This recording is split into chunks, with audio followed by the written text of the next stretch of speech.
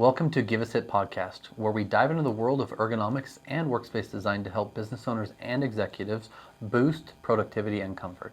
I am your host, Wes Israelson with Main Street Office, and our mission is to help provide expert advice as well as practical tips to transform the way you and your team work. We are on Deer Creek today, and we have a special guest, a good friend, someone I met who went out of what's comfortable, started his idea of building this entrepreneurial summit and created a group of people like-minded, and that's how we met. So with that, I want to introduce you to Madison. I'm Madison Scharman with Sunwest Flooring and window coverings. Blinds, shutters, shades. We do tile and laminate, carpet, hardwood. So that's awesome. And if you guys aren't entrepreneurial, that's fine, but we connected at I'd almost have to stop you there and say, I think everyone could be I agree. an entrepreneur. I totally agree.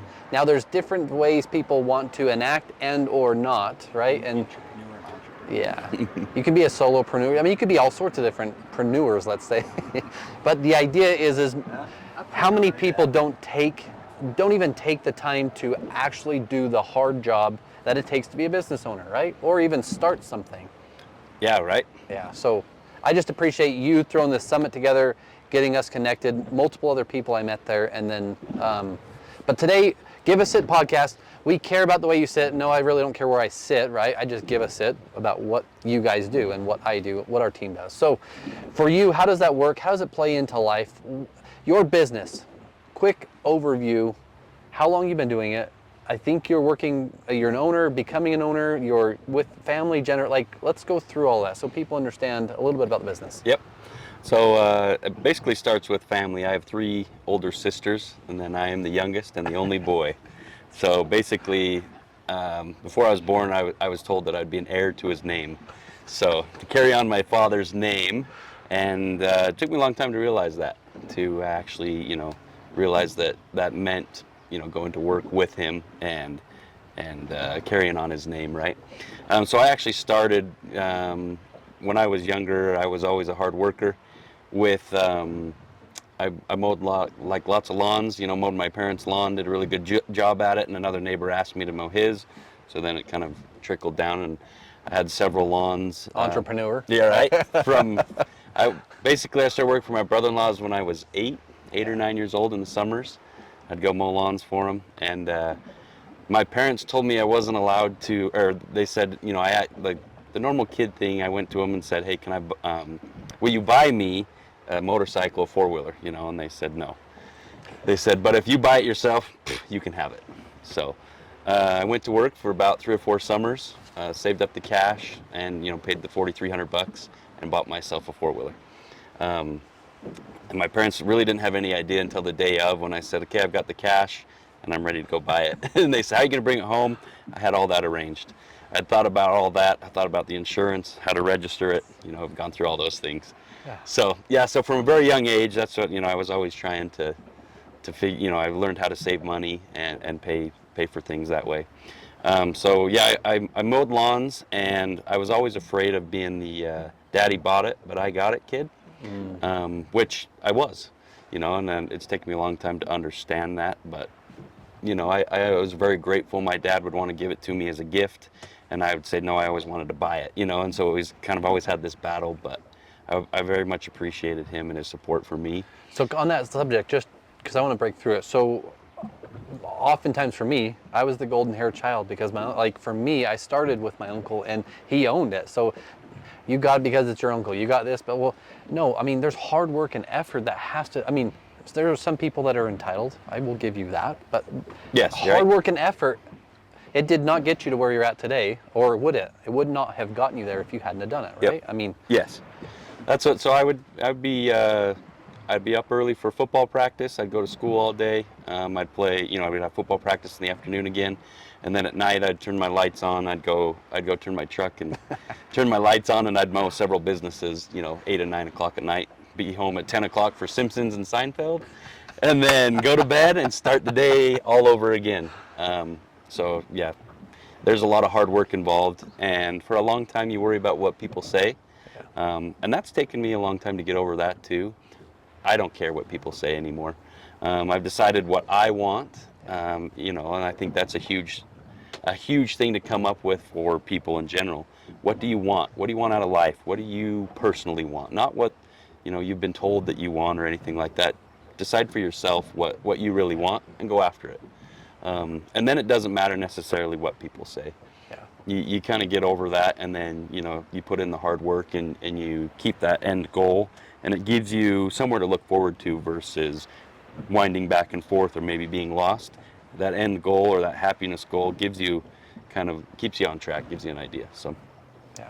so after mowing lawns, in Utah we have 8 months a year where I was never home. I was out in the sun all day, super hot. Wintertime, I'd do chains on the mailed trucks when it would snow, or we'd plow some driveways. Nothing too serious, but I get too bored in the wintertime, and then in the summertime was too busy. So I wanted to change to a more year-round type of job. So I actually I quit the lawn mowing business. I sold that to my brother-in-law, and then my dad, I actually called him up and he said, "No, you don't want to get in the flooring business. You don't want to do this. You don't want to do this."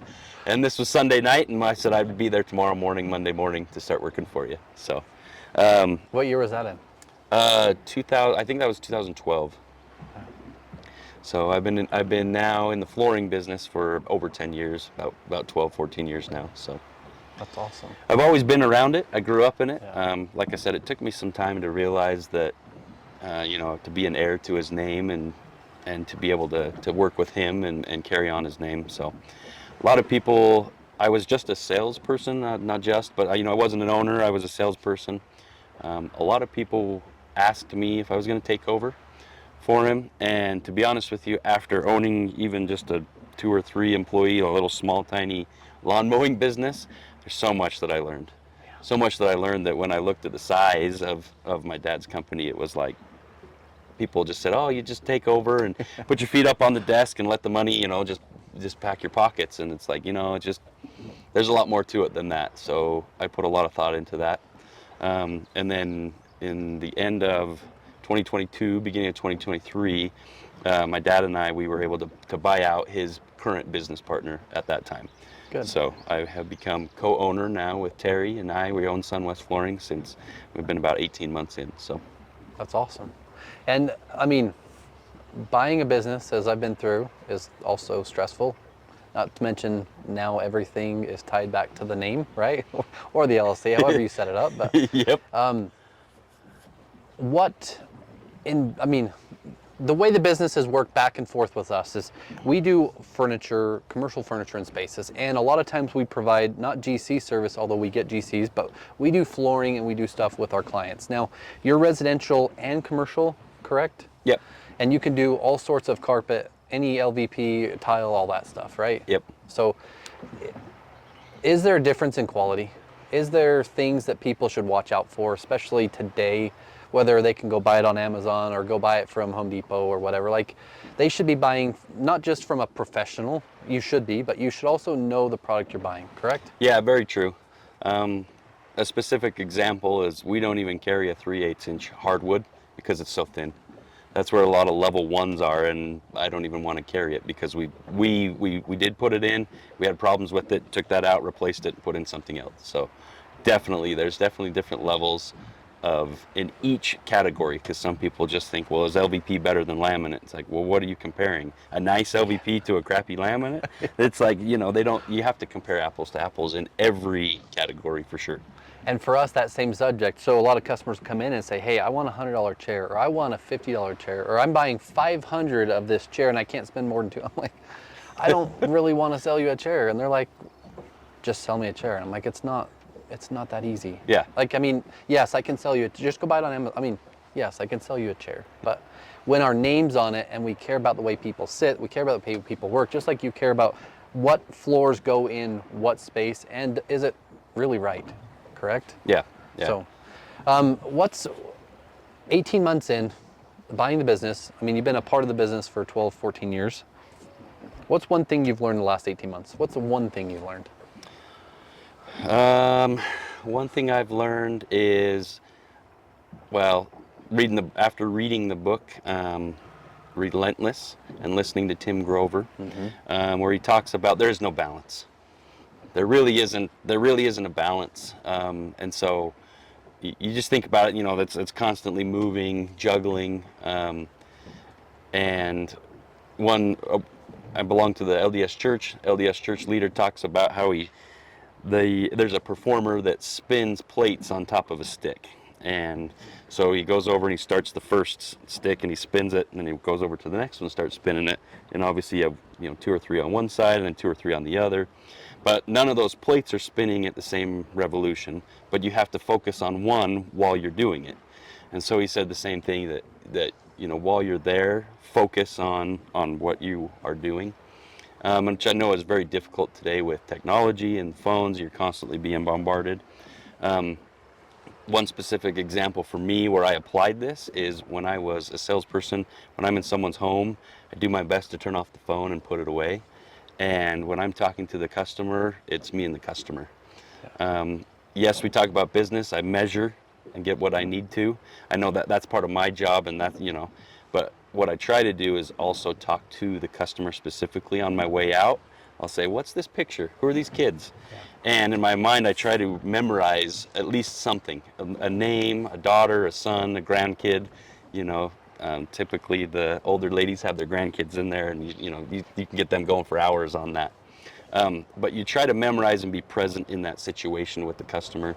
Like you said, you're trying to solve a problem. You're not just there to sell a chair. You're actually caring about the customer, and that's what I try to solve that problem that maybe those customers have with actually needing a new floor. It's coming apart. Their kids are stepping on the floor, and it's it's hurting them and stuff like that. So on that same subject, let's say that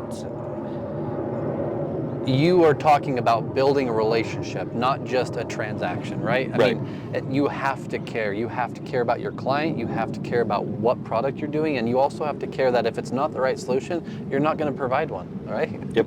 And people in sales today sometimes forget that. It's just, I need this, right? So relationship sales is the best part about our business, connecting people, not just to products, but to professionals who do this day in and day out, not someone you can pick up off the road that can just sell you something cheap and throw it together. Yep. So, why did you throw the Entrepreneurial Summit? So I had gone to Jason and Nikki T. I've gone to a couple of their conferences and thought to myself, I could do this one day. And it was that mindset, like, yeah, maybe I could do it. Maybe I could do that, type of thing. And lately I've been trying to switch my mindset to yes, I can. Why couldn't I do it? Why not me? I woke up so I had that idea already pondering. I woke up one morning at 2 a.m. and just did a brain dump into my notes before I could go back to sleep for sure. So I just wrote down the entire agenda, felt inspired to put it on. Really, I believe in God. I felt inspired by God to put that on, to connect with people. Obviously, yes, for business. But like I said, the connection with people is what's been really cool to me. And I try to be present, like I talked about, try to be present in that situation, because that's really what matters. The chair doesn't matter. The floor, really, that's just the flooring, right? But realistically, you're trying to solve this problem for people, and you want them to have a better life and to be, enjoy life at wherever, at home or their office or wherever it is that we're doing flooring. Most people, showers are falling apart and it's leaking and things like that. It's like, we're taking that out, we're putting a fresh one in, that, a place where they can go home and feel, anew. So realistically, I put the summit on because I felt inspired to do so. But connecting with the people, got out of my comfort zone because it was definitely something that was not for me. It was a ride to even get to the summit. You have this great idea, okay, you're inspired, boom, put out all the information for it, pick the date, pick the venue, whatever, put it all out, and then crickets, and it's like, well, why did you tell me to put it on if nobody's going to show up? I have this conversation in your head. Yeah, right. It's like, okay, I'm here, what's going to happen? And so then you have kind of a few weeks where we had several people sign up, and then other people canceled, and then at the end, a few people, lots of people showed up. It was great. A few people showed up, and we had a great conference, connected with a ton of people, and been been grateful ever since that I put it on. But yeah, it was definitely out of my comfort zone to do something out of my comfort zone because I felt inspired. So every day I do a daily focus, and on there's a bunch of things I do, but I say something every day that means something to me. And I'm going to say it just to prelude to what I'm going to go through. But I create change and impact in everyone I talk to. I do it every day. That's who I am. I believe that's what I do. And I saw this post on Instagram and Entrepreneur Summit. I'm like, should I go to that thing? Like, I don't know if I belong there. And then I'm like, click, pay, great. Or I don't even know if I paid. I think it was free. I don't even remember.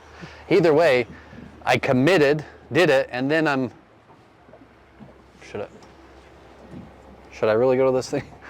And I pull up, I'm like, should I walk in here? I don't know anybody. And I walked in. So I felt the opposite side, but the same thing, like outside of my comfort zone. And if you've committed to do something and be different and change, like, it puts you in an uncomfortable position no matter what you do, whether it's with family or children or life or business. Like, being an entrepreneur puts you in an uncomfortable position almost daily, if it doesn't every day. Yeah. Whether it's with your wife, Hourly, or your children, and it or can change minute by minute with an entrepreneur. You could be 9 or 10 o'clock at night. You got to be on your toes at all times, for sure. And I listened to a podcast called Entre Leadership, Dave Ramsey. I don't know if you've listened to it, but it's really good. And he talks about an entrepreneur is the only person in the world that can go from extreme high to the worst thing in the world in a matter of 15 minutes. Yeah, it's very true. Walk in one room and out the other, and then, yeah, back and forth. I mean, being a parent, you can do the same thing depending on how bad it gets or how good it is, Yeah. right? Anyway, I felt inspired to go by you having a dream, a vision, and literally committing. So I want to say thanks for that and getting to meet some people there. And Yeah, well, thanks for coming. Yeah. Glad you showed up. well, same thing. Podcast. Who's going to want to do a podcast on a boat? Yeah, right? It's great. So for me, I'm like, still feel weird. Like, is it, you guys like this? Is it okay? But I mean, if you commit to doing it, it's something that Right, and I think that's one thing that's important. We've talked about today. You asked Chad about what was one thing. What was the question? What was one thing? What was one thing? And it was simple answer Yeah. of answering his phone. What was one thing you would tell a small business or someone just starting out to do? One thing. And he Yeah, said, like what? Well, yeah, like what's one thing, right? Something simple. Yeah. We talked to Diana. She says drinking water, getting enough, sleep. And those things are simple, right? Exercise, stress management. They're simple things, but you forget about it. You get going in the day, and then all of a sudden, boom, you're gone, right? I can get going until noon or 1, and I totally forget water. But that's why in the morning now, I'm trying to head out the door. I try and grab a water bottle, and I try and drink it before I get to work. And I set a simple goal, something like that. But that's what, for me, showing up, right? If you say you're going to do something, do it. But at the same time, then simplify. If you can't do all of the things, that's okay, then simplify, but do what you're going to say and keep things simple in your work, in your daily life. Those things are important. That answering the phone call, right?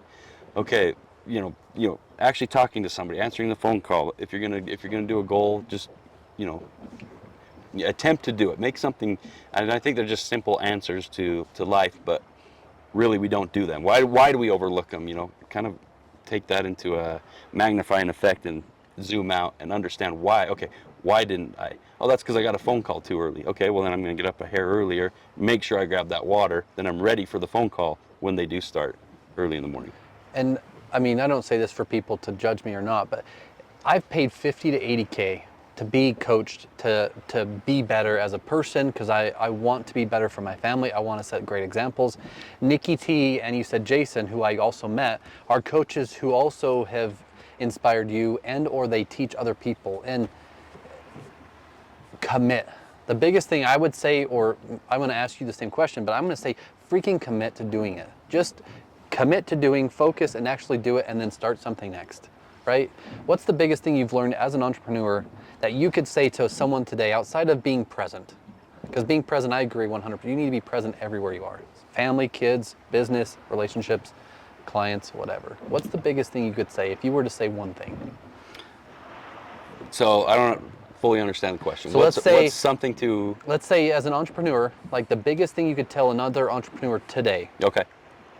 that they should do today? If they're starting their business, if they're in their business, or they're going through a hard time, what would that thing be? For one, you're not alone, and you think you are. Yeah. As an entrepreneur, there's very, very lonely times. There's times when I've been up, like I said, I've been up in the middle of the night thinking about things that nobody even, nobody knows about or whatever, and you're not alone. So I do like the fact that holding the Entrepreneurial Summit, man, I would say things that I thought, okay, this is unique to me, and several people would say, no, I felt that way, no, I felt that way, no, I felt that way. Which I started off the questions. You remember that? Oh, yeah. When I was asking, like, how many of you, okay, were an hour late, had to call whatever family and say you weren't going to be home for an hour, 2 hours, 3 hours, and Mark said, I just didn't ever go home. He stayed standing the whole time. So don't feel like you're alone.